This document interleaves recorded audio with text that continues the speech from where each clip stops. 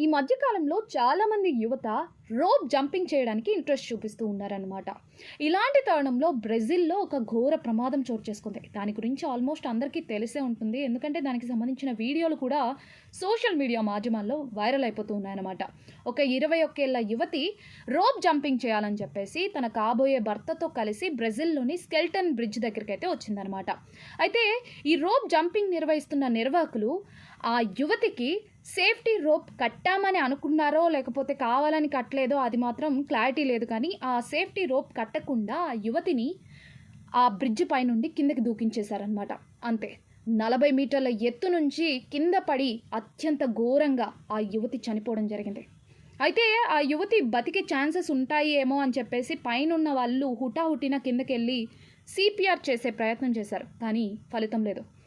ఆవిడికి తీవ్ర గాయాలవ్వడంతో అక్కడికక్కడే ప్రాణాలు కోల్పోయింది.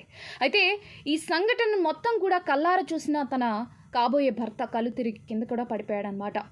అయితే ఆవిడ కింద పడుతున్న వీడియోలు కూడా 3 వైరల్ అవుతూ ఉన్నాయి. ఆ మూడిట్లో ఒక వీడియోలో ఒక వ్యక్తి ఆ రోప్ కట్టకపోవడాన్ని గమనించి గట్టిగా రోప్ గాయ్స్ అని చెప్పేసి అరవడం కూడా ఒక వీడియోలో వినిపిస్తూ ఉందన్నమాట. అయితే ఆ నిర్వాహకుల్లో 6గురిని ఇప్పటికే పోలీసులు అదుపులోకి తీసుకున్నట్టుగా తెలుస్తోంది. మరి ఈ సంఘటన మనకు ఒకటే గుర్తు చేస్తుందన్నమాట. ఇప్పుడున్న యువత ఎవరైతే అడ్వెంచర్స్ చేయాలి అనుకుంటున్నారో వాళ్ళందరూ అవి చేసే క్రమంలో అక్కడ సేఫ్టీ ప్రికాషన్స్, సేఫ్టీ మెజర్మెంట్స్ ఉన్నాయా లేదా 1కి 2 సార్లు గమనించి ముందుకెళ్తే మంచిది.